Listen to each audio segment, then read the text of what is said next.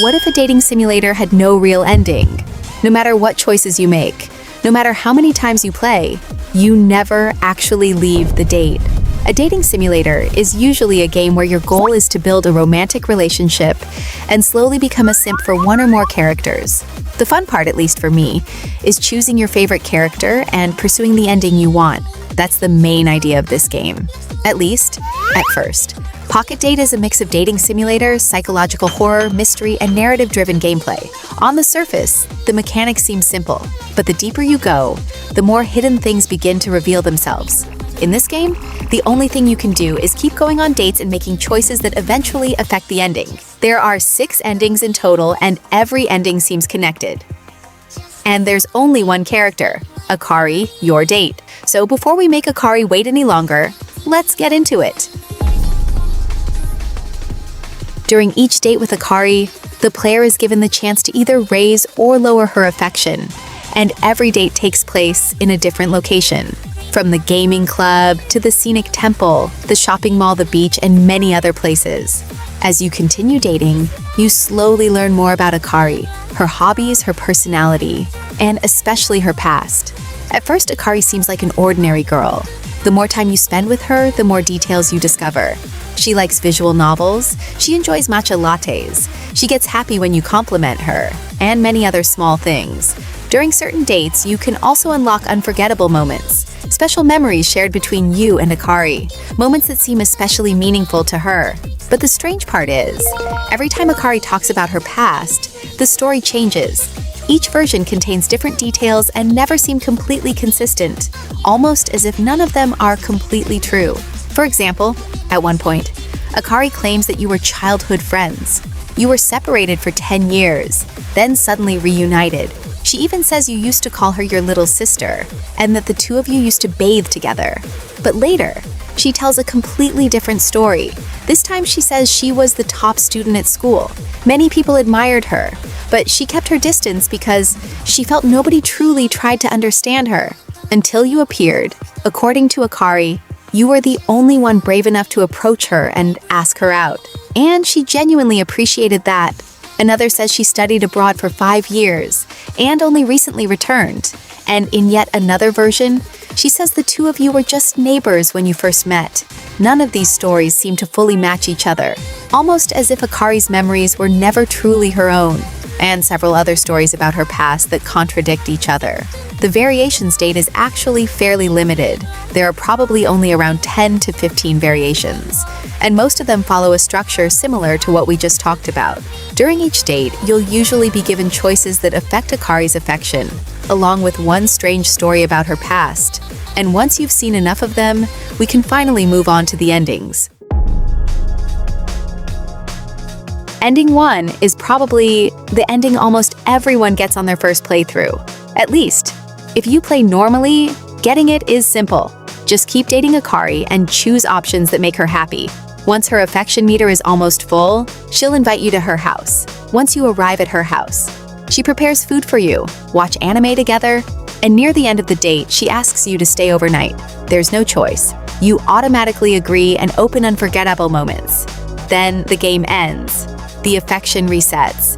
But here's the strange part. No matter what choices you make afterward, if you fill Akari's affection meter again, you always return to ending 1. To reach this ending, you have to do the exact opposite of ending 1. Instead of making Akari happy, you need to be cold and mean. Your goal is to push her away. After repeatedly hurting her feelings, Akari eventually asks you a question. Do you want to know the truth? So this time, we choose to know. Akari reveals that both you, the player, and Akari herself are nothing more than 2 consciousness imprints stored inside a computer. She also explains that she doesn't remember much about herself or about you. Because of that, her memories constantly get overwritten by fragments of different novel plots. And the more she explains, the more everything around you begins to collapse. The background starts breaking apart, visuals begin glitching. The world slowly falls apart. According to Akari, this happens because the player is becoming aware of the truth. She already knew this would happen. That's why she kept trying to hide it. Before everything ends, Akari tells you that she loves you. And when the game finally reaches its ending, even if you try to press new date again, the option is gone. All that remains is farewell or the ending of the illusion. The only thing left to do is close the game. After ending 3, if you reopen the game, you'll notice something is wrong. The game appears broken. Instead of starting normally, it shows a message. Akari file not found. Then it asks, would you like to restore it? If you choose yes, the game returns to normal. But when you try to start a new date, Akari refuses, only once. After that, everything goes back to normal. Ending 4. To reach it, you do almost the same thing as ending 3. Reject her requests, be cold and mean. Wait until Akari finally breaks down and asks again, do you want to know the truth? But this time, instead of accepting, you choose no and tell her that you want to stay with her. Akari becomes genuinely happy. She promises that she'll make you, the player, happy. And with that, you unlock the ending, a happy illusion, and one of unforgettable memories. This ending can only be unlocked after clearing endings 1, 3, and 4. To reach it, you simply play as usual, be kind to Akari and raise her affection. Eventually, she'll invite you to her house. But unlike ending 1, while Akari is preparing dinner for both herself and the player, you're suddenly given a new choice. Run away. But no matter what you do, every path leads to the same place. And eventually, Akari finds you. At this point, she no longer looks human. She tells you that she wants to try this date again and pretend that this never happened, that you never ran away. There's no option to refuse. The only choice left is, let's try one more time. And with that, the game ends with ending 2. There is no escape. After clearing endings 1, 2, 3, and 4, the dating location suddenly changes. This time, you're taken to the festival. And instead of another ordinary date, you spend a romantic day with Akari. As her date partner, the two of you spend time together, play games, talk, and share small moments together. Eventually, as the fireworks begin to light up the sky, Akari confesses her feelings to you. A choice menu appears. But for some reason, there's only one option available. I love you too. Akari becomes genuinely happy after hearing your answer. And at that moment, you unlock another unforgettable moment, leading to ending 5, Endless Festival. After completing every ending, except ending 6, things change again. This time, you, the player, become trapped inside the festival, and the only way to escape is through repetition. You have to keep replaying the date with Akari, trying different choices and interactions. Eventually, a hidden option appears, a backspace option.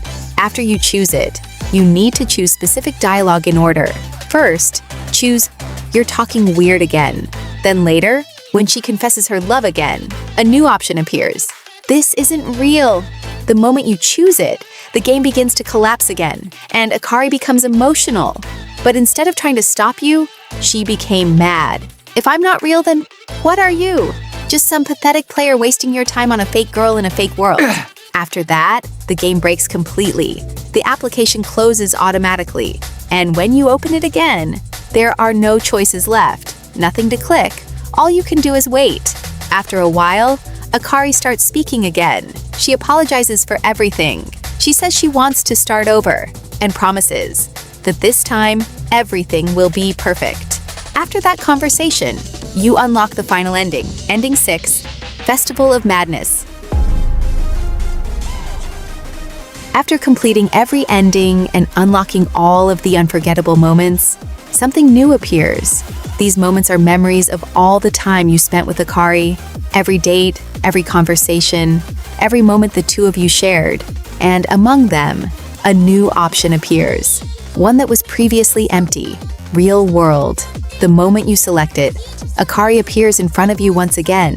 She explains that everything you've experienced until now was only a simulation, a game that trapped both you, the player, and Akari inside an endless loop.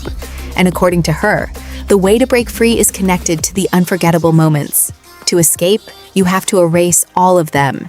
Every date, every memory, everything the two of you created together. If you do, both you and Akari will wake up in the real world without remembering each other. At least, that's what she says. At this point, you're given two choices. 1, Erase everything. 2. Keep the memories. If you choose Keep the Memories, Akari becomes happy, but nothing changes, and the game ends here. The loop continues. But if you choose Erase Everything, Akari says her final goodbye. Everything begins to disappear, the game glitches and closes automatically once again. When you open the game again, everything has changed. Instead of the usual menu, you're shown a desktop screen. Inside, there are several applications and notepad files, and among them, PockeDate.exe. Once you open it, you can play the game again like normal. But if you truly want to end all of this, you need to go through the dates again, this time through the unforgettable moments. As you replay them, Akari begins noticing something strange. She feels like she's already experienced these moments before, like she remembers them. And eventually, during your final date at the festival, someone appears. Shadow Akari, a version of Akari filled with hatred toward you, the player, because you erased everything.